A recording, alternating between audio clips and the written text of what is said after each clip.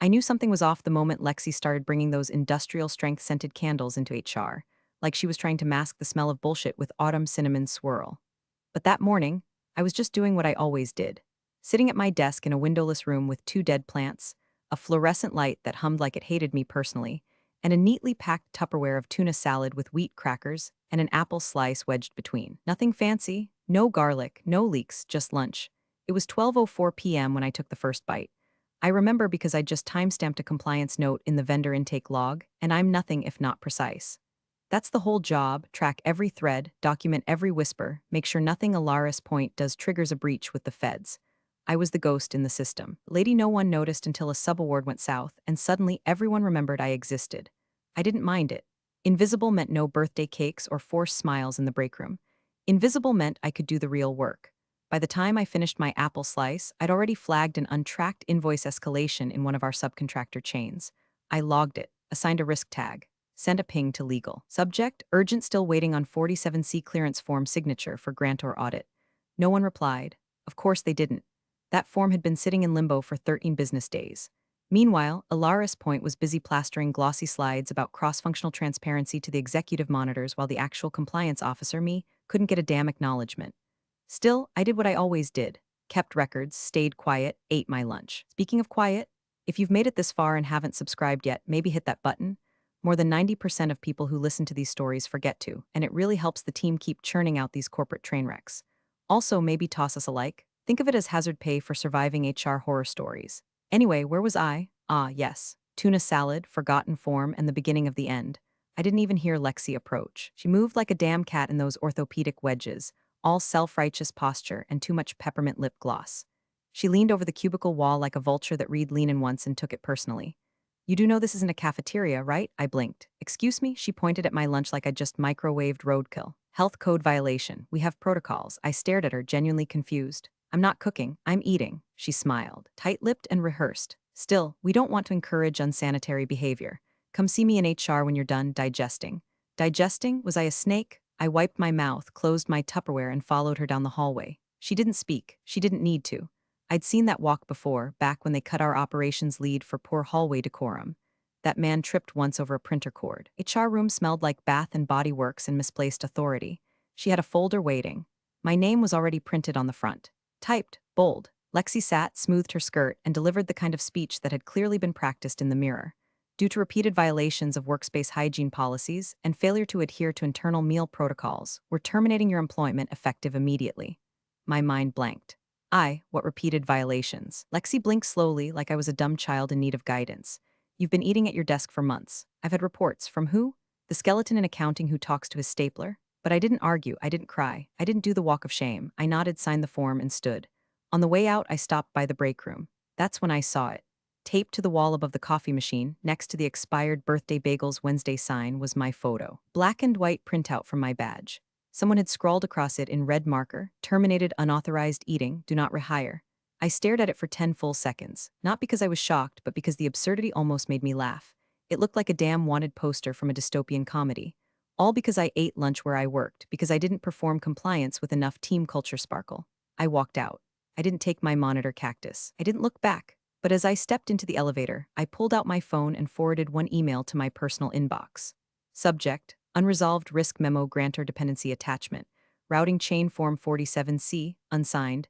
No one at Alaris Point realized it yet, but that one unsigned form was about to tear open their entire pipeline. And the woman they just fired over a sandwich? She wasn't just a compliance officer. She was the named monitor on 6 federal contracts. And now they were in breach. Lexi moved fast, like someone trying to make up for a lifetime of being ignored at middle school lunch tables. Within 45 minutes of the cafeteria comment, I was called to HR with all the subtlety of a fire drill. They didn't even let me finish processing the passive-aggressive threat, just a Teams ping from her assistant with the subject line: immediate HR sit-down workspace hygiene concern. I walked down the beige hallway, past the motivational posters. Integrity is doing the right thing even when no one is watching, which felt extra funny in a building where IT actively watched our keystrokes. The door to HR was already open. Lexi sat there like she was holding court in a courtroom made entirely of discount laminate and weaponized lavender oil. She slid a folder across the desk without a word. I opened it. My own name, my own job title, a document already filled out. Jennifer Lynn Ortig a final notice of termination. Reason, health code violation, unauthorized meal consumption in non-designated area. I blinked. Is this a joke? Lexi smiled like a woman who learned everything she knows about power from Real Housewives reunion specials. This has been reported multiple times. Repeated noncompliance can't be ignored. Lexi, I eat a sandwich at my desk while tagging risk memos. That's the whole violation? She clicked her pen twice like she was daring me to argue. There are procedures, Jennifer. Food belongs in the break room, not in federal audit logs. I almost laughed. Almost. There's no food in the audit logs, just my audit notes, which I might add were up to date on every single contract, including the ones legal still hasn't cleared, like 47C. Her eyes narrowed. Jennifer, this isn't about documentation. This is about culture. We've been tasked with creating a workplace standard. Clean, professional, structured. Structured, I echoed. You mean like firing someone without a single verbal warning? She leaned forward just slightly. You signed the handbook. Of course I did. On day one, right between the unpaid overtime clause and the company mugs must be returned upon exit section. Lexi didn't want to hear about audit logs or clause language. She wanted a scalp. Mine just happened to be within reach. I stared down at the termination form, checked the date, signed it. You'll be escorted out shortly, she said, rising. Someone will box up your belongings. As I stood, she added, just to be clear, this wasn't personal. Right. Nothing says impersonal like publicly crucifying a woman over crackers and tuna. When I walked past the coffee station, it was already there. My badge photo, printed on a sheet of cheap copy paper, scotch-taped to the wall. Scrawled in red ink across my face were the words, terminated unauthorized eating. Do not rehire. Someone had even drawn a frown under my chin. I guess professionalism now included office doodles. A few employees stared at it, then at me. One guy from finance actually chuckled. Another whispered, Jesus, I didn't flinch, I just kept walking. Humiliation only works if you accept it. I had no intention of making this easy for them. I took the elevator down alone. The whole ride felt like a bad dream, one where the rules change mid-scene and no one tells you. 8 years of spotless records, 0 flags, 4 promoted grant cycles, and now I was a footnote on Lexi's zero-tolerance spreadsheet. A punchline. In the lobby, I paused by the revolving door. I opened my phone, pulled up my sent folder, and tapped out one last message to my personal account. Subject, internal routing chain unresolved risk memo, grantor dependency attachments, all 6 compliance logs from my active named monitor contracts, including the unsigned Form 47C. I hit send. Then I walked out, past the security guard who didn't meet my eye, past the receptionist who was suddenly too interested in her keyboard. I didn't take my mug. I didn't take my stapler. But I took one truth with me, heavy in my chest. Lexi didn't just fire a mid-level compliance officer. She fired the only person authorized to oversee the active federal audit trail on 6 major contracts. And the moment my name stopped appearing in their system, Alaris Point became non-compliant, retroactively, indisputably, irrevocably. They just didn't know it yet. The silence hit hardest once the apartment door clicked shut behind me. It was that cheap kind of quiet you only get in a one-bedroom with thin walls and neighbors who whisper louder than they talk. I dropped my tote bag onto the floor, still full of the personal items HR hadn't gotten to. My desk cactus, a novelty mug that said Data Witch, and the tuna sandwich they let me keep, as if that somehow balanced the humiliation. I didn't sit down right away. Just stood there staring at nothing, jacket still on, watching a dust mote spin in the slant of late afternoon sun like it was mocking me. 8 years, no fanfare, not even a cardboard box with my name on it, just a pink slip and a smile from someone who smelled like mall perfume and power hunger. I walked to my tiny kitchen, unwrapped the sandwich, and took a bite. It tasted like revenge, or maybe just mayo. Either way, I chewed slowly, deliberately, letting the act of eating feel like protest. Then I opened my laptop. There's a folder on my desktop most people at Alaris Point didn't know existed. Hell, most people at Alaris Point didn't know I existed. I called it Offsite Audit Full Archive. Inside were subfolders of every contract I'd ever touched, every risk flag I'd filed, every email chain they thought got lost in the shuffle of daily operations. I didn't keep it because I didn't trust the company. I kept it because the company never once gave me a reason to. I clicked into the most recent grant. A monster subcontract worth $160 million, flagged as high sensitivity due to Department of Energy funding. My eyes scanned the metadata, looking for the file I knew was buried in there somewhere. Grantor Clauses Federal Oversight Rev 6. PDF found it. I opened the document and Control+F named monitor. 4 hits. The third one stopped me cold. Clause 17B, disqualification triggers if during the active contract cycle, the named monitor is terminated, reassigned, or otherwise removed for reasons including, but not limited to, internal misconduct, oversight breach, or failure to comply with company code of conduct. The grant shall be considered immediately non-compliant and subject to suspension of federal funds pending independent review. There was my name, in bold, right there in the company-submitted appendix. Jennifer Lynn Ortega named monitor, subaward line 7C Delta. My breath didn't catch. My hands didn't shake. Not this time, because the sting of betrayal had already faded. Now there was only clarity. By citing internal misconduct, Lexi's phrasing, not mine, they had flagged me under a high-risk clause without realizing it. That one little HR checkbox had just tripped a $160 million wire. Retroactively. Alaris Point wasn't just at risk of losing a grant. They'd already lost it. They just hadn't done the math yet. The only thing keeping that audit line alive was me, my credentials, my signature, my clearance. And they cut me out over a goddamn sandwich. The more I read, the clearer it became. The moment they filed that termination notice and classified it as policy violation, they handed the grantor everything it needed to launch a compliance review. Not a delay, not a warning. A full-blown contractual breach. I pulled up the company org chart on my phone, just to confirm. The new compliance officer, Craig something, had only been on board for 3 weeks. No federal credentials, no monitor clearance, no audit history, which meant that right now, on paper, there was no one legally holding oversight on 6 active federal subcontracts. Which also meant, per Clause 17b, they were operating in violation. A phrase surfaced in my mind like an echo from some training webinar long ago: automatic disqualification upon named monitor removal without compliant reassignment. I closed the PDF, sat back, took another bite of that sandwich like it was victory itself. All these years, I'd tiptoed around execs who didn't know my name, fixed errors that weren't mine, triple-checked vendor logs so some SVP could take credit for clean audit cycles in his quarterly deck. And the one time I ate lunch at my desk like a human being, they tried to erase me from the building. But compliance doesn't care about breakroom politics. It cares about signatures, timestamps, names on paper, and mine just became the most dangerous name in the entire Alaris Point directory. They wanted me gone? Fine. They just didn't think about what would follow me out the door. I didn't sleep much that night.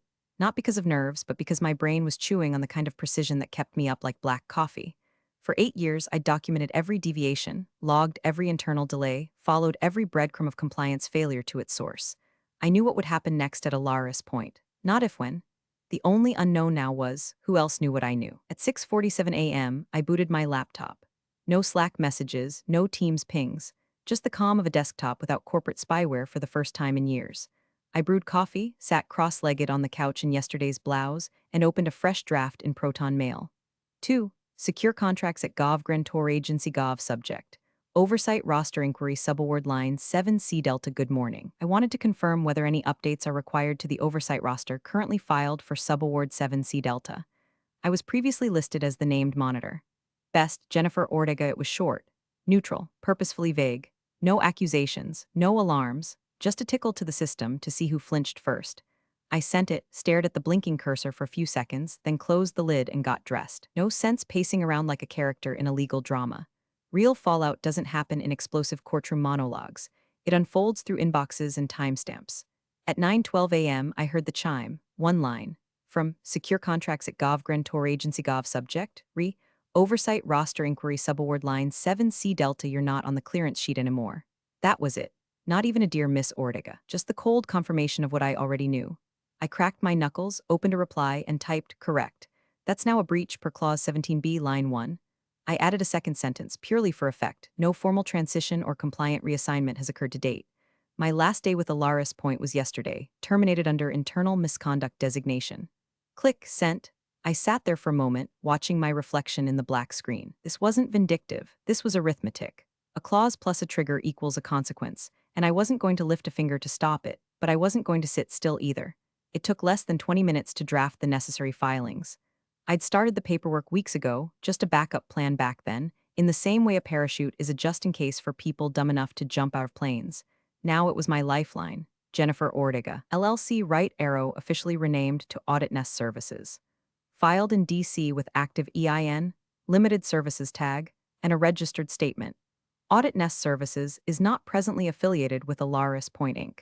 and holds no contractual obligations to said entity as of the termination date 10/16. I uploaded a scanned copy of my badge cut in half and attached the PDF confirming federal clearance suspension due to loss of named monitor status.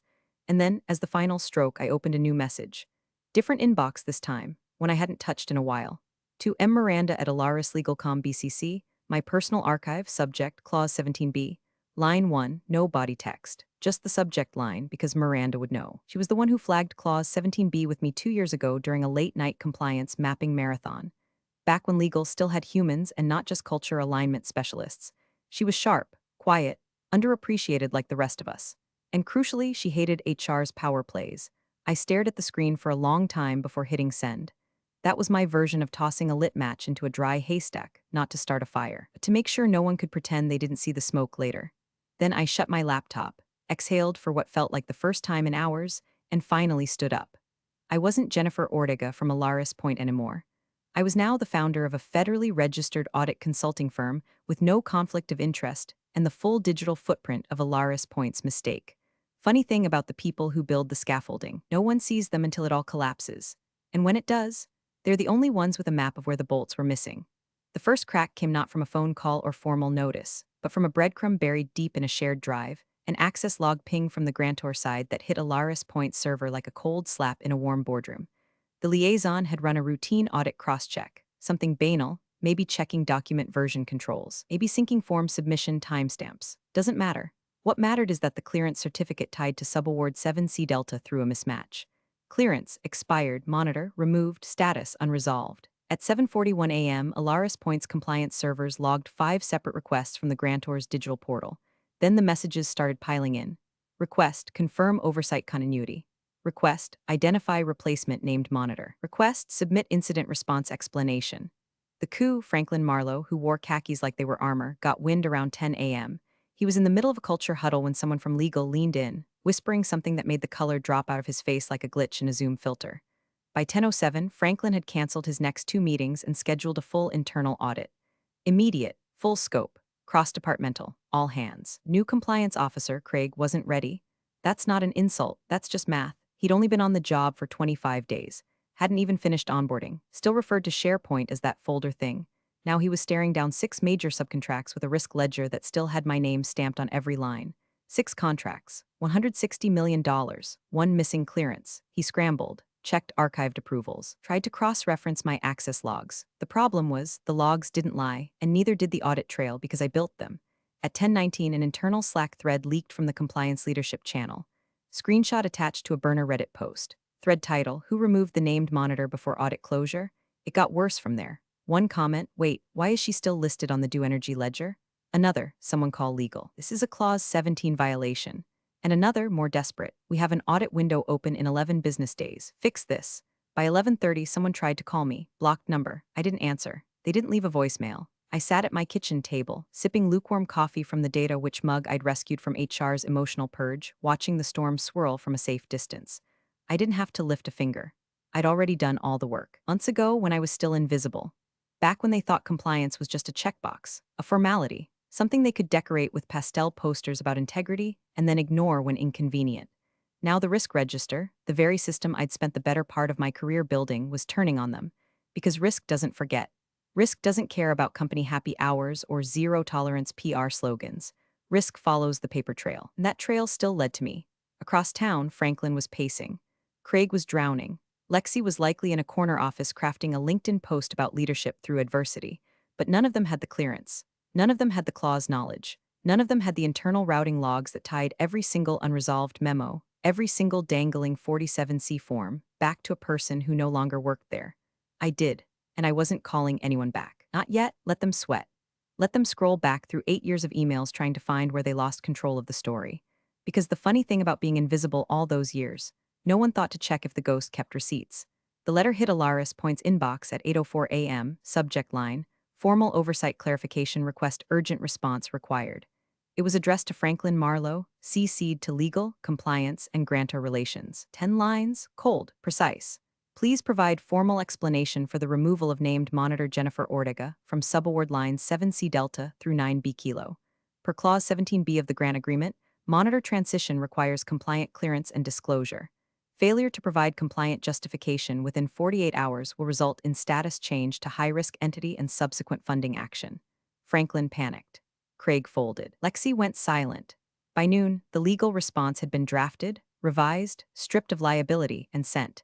It was the kind of language designed by people who think contracts are riddles and rules are optional. The removal of Miss Ortega was the result of a procedural internal HR action, unrelated to grant performance. No misconduct was related to federal oversight duties, even threw in a paragraph about culture reform and standardizing workplace behavior expectations. Somewhere in legal, someone must have high-fived themselves. At 4:42 p.m., the agent replied, "Understood. To clarify, the monitor was terminated for eating a sandwich at her desk. As per Clause 17b, this constitutes internal misconduct during active audit cycle. Effective immediately. Subaward lines 7C Delta through 9B Kilo are now subject to federal fund freeze pending investigation." That was it. No back and forth, no appeals, just a $40 million pipeline, frozen like a deer in HR's headlights. And somewhere in a fluorescent-lit office, Lexi probably learned that her badge didn't carry the same weight outside the building. I was sitting at a co-working space off H Street in DC when the message came through. Not from Alaris Point, they still hadn't dared contact me directly, but from a friend at the grantor's technical team. One line in Signal, they flinched. I didn't smile. There was no satisfaction in it, just inevitability, like watching a train switch tracks because you moved the lever 2 days ago. By then my paperwork was done. Audit Nest Services LLC registered, sealed live. EIN issued. Federal systems registration complete. Legal structure built with redundancies, clauses, and protections I'd never been allowed to implement back at Alaris Point. That night, I met with a subcontractor working under a parallel DOE grant. We talked over quiet drinks at a rooftop bar while the Capitol Dome glowed faint behind us. He asked me about oversight integrity models, audit reconciliation timelines, and monitor risk thresholds. Never once mentioned sandwiches. At 9:03 p.m., signed a confidentiality agreement with them. A 6-month engagement. Full scope audit assistance, high trust clearance.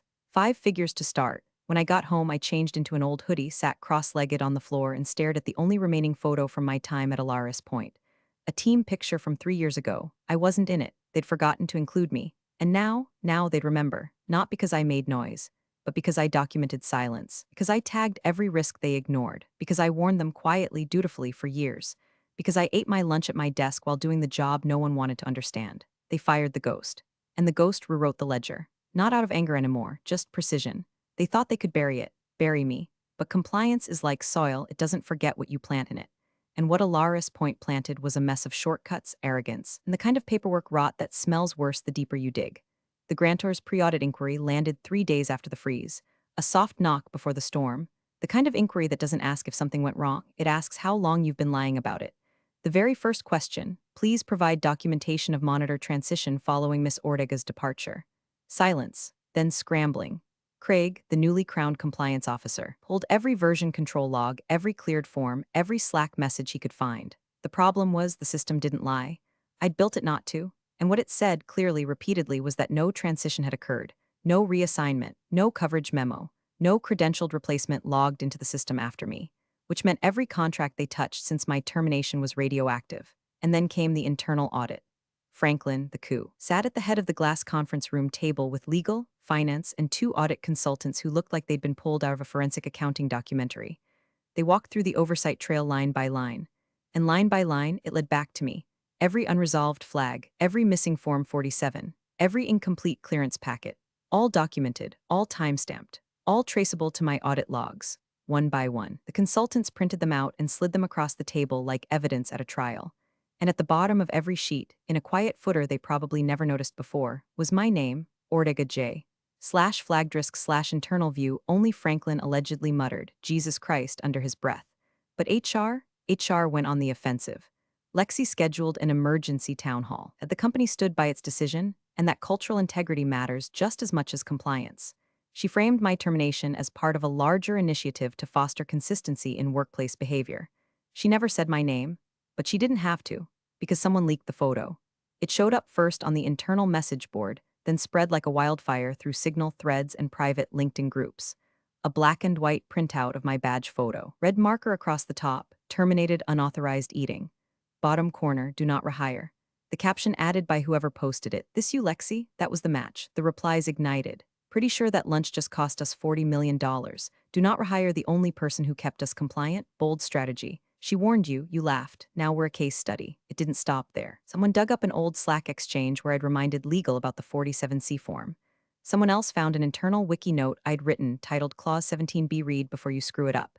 It had exactly 3 views before my termination. Now, it was trending company-wide. Lexi tried damage control. Posted a follow-up. Compliance is everyone's responsibility.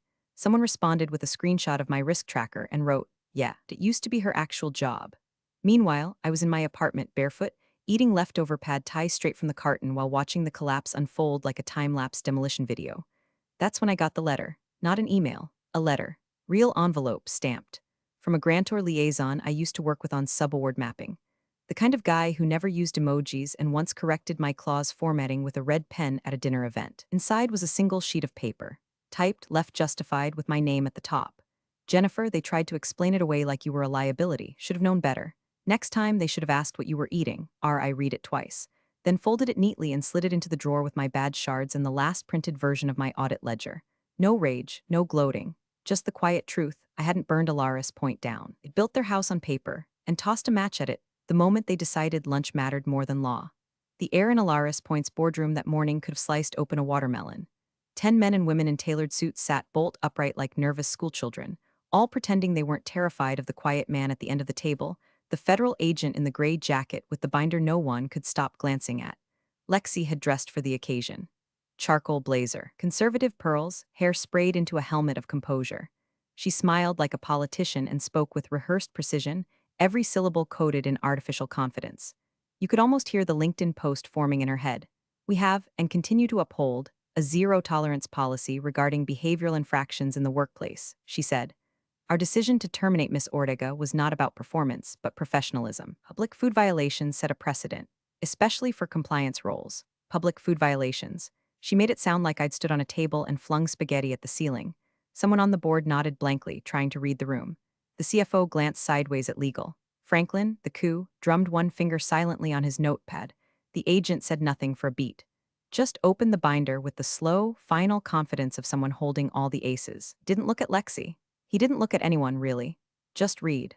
Clause 17B, subsection D. Termination of named monitor during active audit cycle, regardless of internal justification or reason, constitutes immediate breach of federal compliance protocol. Such breach will trigger a mandatory funding freeze and independent oversight review unless pre-cleared succession procedures are documented and verified. He turned the page. Looked up. Miss Ortega's clearance was active at the time of termination. No succession was filed. No reassignment protocol executed. And per your own language, the termination was for internal misconduct, which escalates the breach. He shut the binder with a finality that cracked the room in half. No raised voice. No legalese jousting. Just done. Across the table, the lawyer's pen slipped from his fingers. It hit the table with a soft click and rolled off the edge, clattering to the floor like it knew what was coming. The room was dead quiet. Lexi blinked too fast. Someone's water glass trembled on contact with the wood. The CFO's jaw tightened just slightly, like he was bracing for something he couldn't dodge. Franklin opened his mouth, but nothing came out. A puff of air.